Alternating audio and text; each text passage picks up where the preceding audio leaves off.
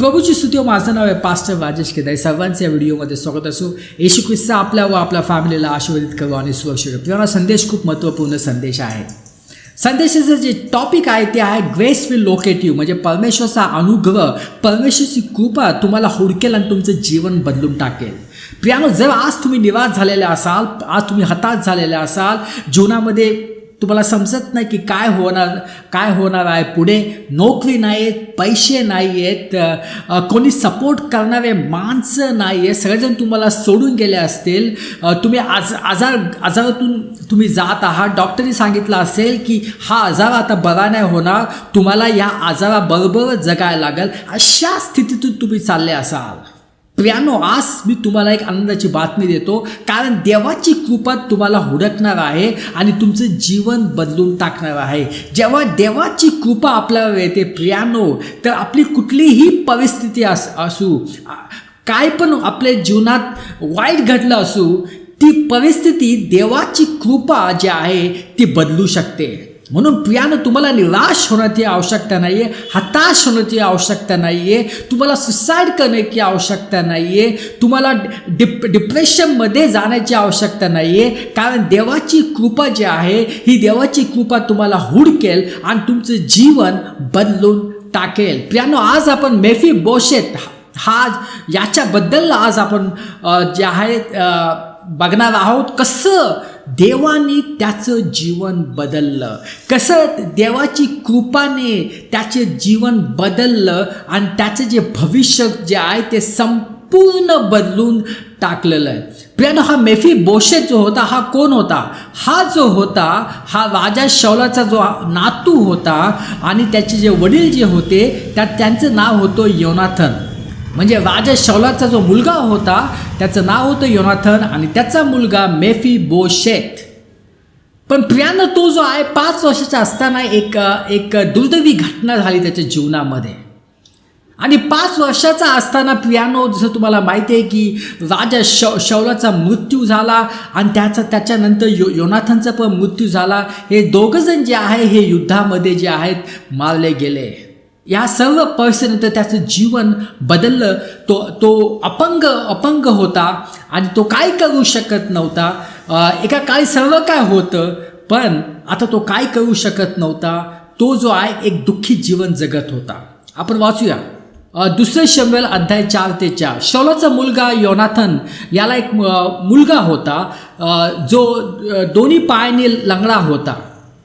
इजेलहून शौल आणि योनाथन याच्या बातम्या आल्या तेव्हा तो 5 वर्षाचा होता. त्याची दाई त्याला उचलून पळू लागली, पण घाईने तो पडला आणि अपंग झाला. त्याचे नाव मेफीबोशेत होते. म्हणजे तो पहिल्यापासून अपंग नव्हता, पण 5 वर्षामध्ये जेव्हा तो 5 वर्षाचा होता तेव्हा एक दुर्दैवी घटना घडली आणि त्यानंतर त्याचं जीवन जे आहे ते संपूर्ण बदलून गेलं. कारण त्यानंतर तो अपंग झाला, त्याच्या वडिलांचा पण मृत्यू झाला आणि जे आहे शौलाचा पण त्याचे आजोबा त्याचा पण मृत्यू झाला आणि त्याचं जीवन जे आहे त्याचं जीवन एक संपूर्ण एक दुःखी जीवन झालं. कारण सर्व काही गेलं. पुढे वाचूया 2 शमूएल अध्याय 9. दावीद म्हणाला, शौलाच्या घराण्यात अजून कोणी उरले आहे का ज्याच्यावर मी योनाथनच्या खातीर कृपा दाखवू शकतो. प्रियानो, जसं मी तुम्हाला सांगितलं की देवाची कृपा तुम्हाला हुडकणार आणि तुमचं जीवन बदलून टाकणार आहेत. आता हा जो मेफीबोशेत जो होता हा एक दुःखी जीवन जगत होता.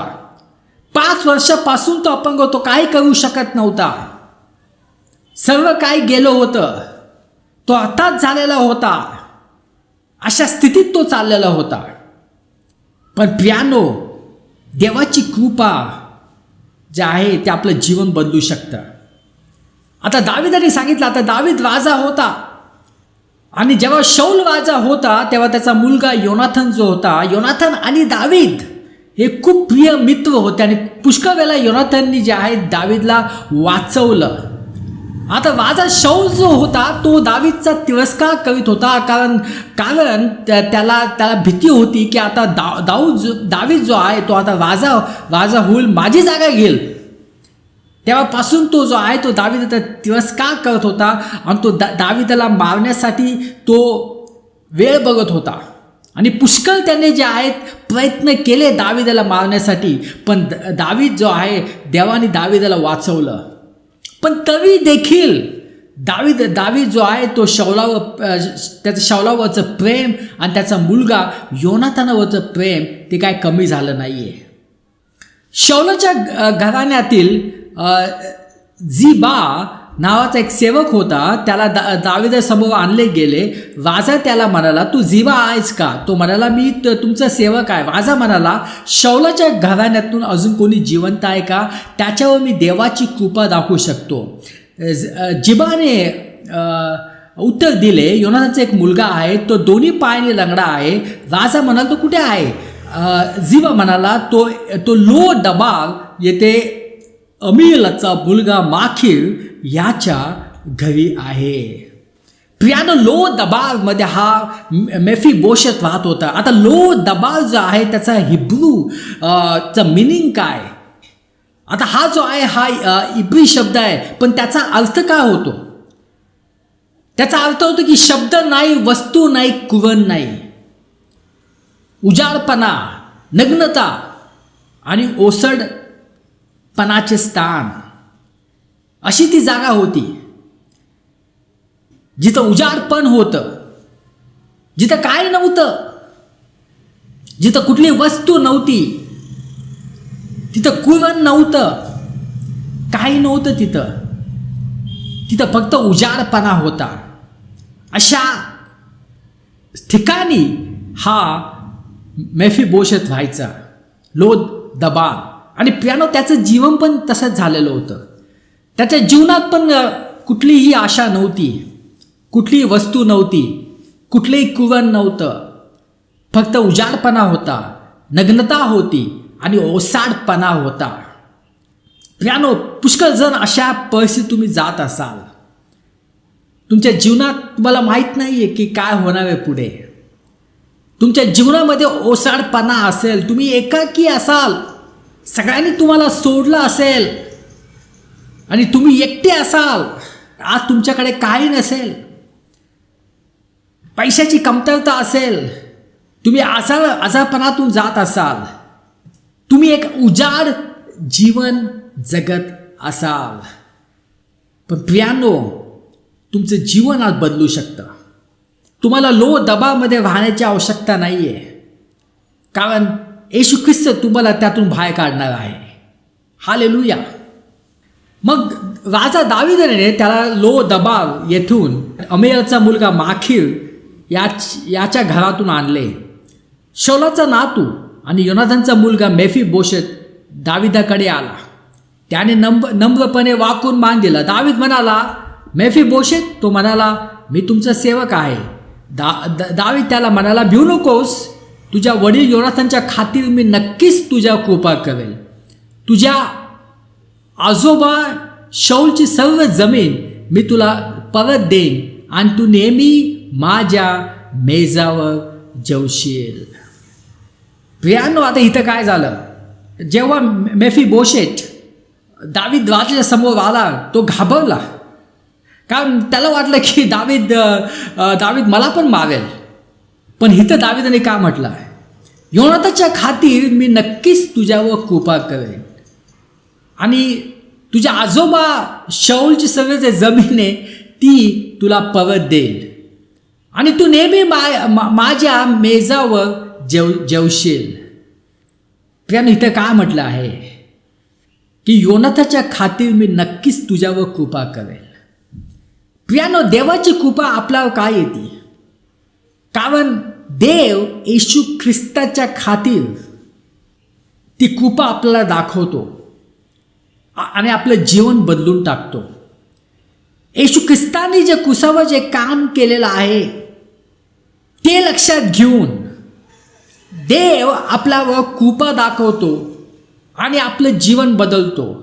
कारण तुम्ही मनात विचार करत असाल, मी तर चांगला व्यक्ती नाही आहे, मी तर देवाच्या मागं जात नाही आहे, मी तर देवापासून दूर आहे, मी प्रार्थना करत नाही, मी पवित्र शास्त्र वाचत नाही, तर कसं माझ्या जीवनात देवाची कृपा येईल? प्रियानो, त्याचं उत्तर आहे की येशू ख्रिस्ताच्या खातीर येशू ख्रिस्ताने जे महान कार्य केलेलं आहे त्याच्या खातीर देवाची कृपा तुमच्या जीवनात येईल.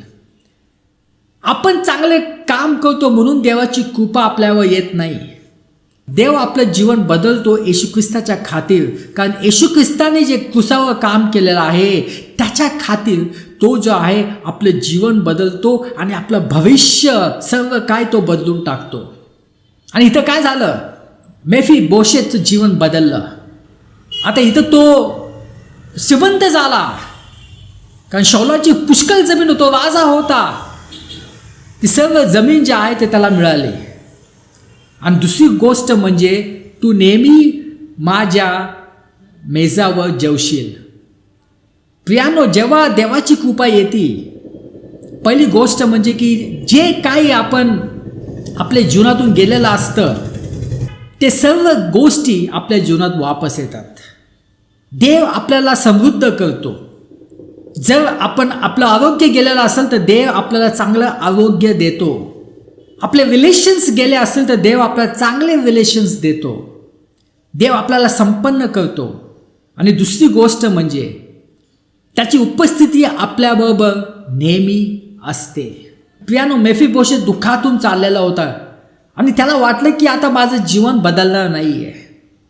त्याला वाटलं की आता काय होणार नाही आहे, मला असंच जीवन जगावं लागेल. तो एक ओसाटपणाचं जीवन जगत होता. तो एक दुःखाचं जीवन जगत होता ज्यामध्ये कुठलीही आशा नव्हती. पण प्रियानो, त्याच्या वडिलांनी जे काम केलेलं आहे, त्याच्या वडिलांनी जे काम केल्यामुळं कृपा त्याच्यावर आली. प्रियानो, तसंच आपल्या जीवनात होईल. जे येशू ख्रिस्ताने आपल्यासाठी काम केलेलं आहे क्रुसावर, जे कार्य केलेलं आहे, त्याच्यामुळं देवाची कृपा आपल्याला हुडकेल आणि आपलं जीवन जे आहे ते बदलून टाकेल. मला नाही माहीत तुम्ही कुठल्या परिस्थितीतून जात आहात. तुम्ही निर्णय केला असेल की मी जे आहे हे जीवन संपवणार आहे. तुम्ही देवाजवळ प्रार्थना करत असाल की माझं जीवन संपू दे. पुष्कळ लोक अशी प्रार्थना करतात, कारण ते असंख्य दुःखातून ते चाललेले असतात आणि त्यांना वाटतं की आता कुठलीही आशा नाही आहे. पण त्यांना माहीत नाही आहे की देवाची कृपा त्यांना हुडकणार आहे आणि त्यांचं जीवन बदलून टाकणार आहेत. म्हणून खूप आवश्यक आहे येशू ख्रिस्तावर विश्वास ठेवणं आणि त्याने जे महान कार्य केलं आहे क्रुसावर त्यावर विश्वास ठेवणं, कारण त्यामुळे देवाची कृपा जे आहे ते आपल्या जीवनावर येईल आणि आपलं जीवन बदलून टाकेल. हालेलुया. मग राजाने शाऊलाचा कारभारी जिबाला बोलून सांगितले, शाऊल आणि त्याच्या कुटुंबाचे जे काय आहे ते सर्व मी तुझ्या मालकाच्या नातवाला दिलेलं आहे. हालेलुया. सर्व काही जे आहे ते मेफीबोशेतला मिळालं. तू तुझे पुत्र आणि तुझे सेवक त्यांच्यासाठी मी जमीन लागवड कराल व पीक आणाल, जेणेकरून तुझ्या मालकाच्या नातवाची व्यवस्था होईल. आणि मेफीबोशेत तुझ्या मालकाचा नातू तो नेहमी माझ्या मेजावर जेवेल. जिबा राजाला म्हणाला, माझा प्रभू राजा जे आज्ञा देईल ते सर्व तुमचं सेवक करेल. म्हणून मेफीबोशेत दाविदाच्या मेजावर राजाच्या मुलापैकी एकासारखा जेवू लागला. हालेलुया. प्रियानो, बघा कसं जीवन बदललं. एक काळी त्याचं जीवन जे आहे त्याला कोणीही ओळखत नव्हतं. तो अशा एका ओसाड प्रदेशामध्ये तो राहायचा, लो डेबार, जिथं कुठलीही आशा नव्हती. पण त्याचं जीवन बदललं. त्याला संपत्ती मिळाली, जमीन मिळाली आणि मुख्य गोष्ट म्हणजे तो रोज जो आहे तो दाविदाच्या बरोबर तो जेवू लागला. प्रियानो, ही किती मोठी गोष्ट आहे की राजाबरोबर जे आहे ते भोजन करणे. कारण असंच होतं आपल्या जीवनात. जेव्हा आपलं जीवन बदलतं देव आपल्याला संपन्न करून टाकतो, सर्व काही गोष्टी पुरवतो. आणि तो आपल्या शेजारी आपल्याला बसवतो. हालेलुया. तर प्रियानो, तुम्हाला हताश होण्याची आवश्यकता नाही, कारण ग्रेस विल लोकेट यू. देवाची कृपा तुम्हाला हुडकेल, तुमचं जीवन बदलून टाकेल. आपण प्रार्थना करूया. पिता परमेश्वर, धन्यवाद देतो या वेळेसाठी. ही सर्व प्रार्थना येशू ख्रिस्ताच्या नावाने करतो. आमेन.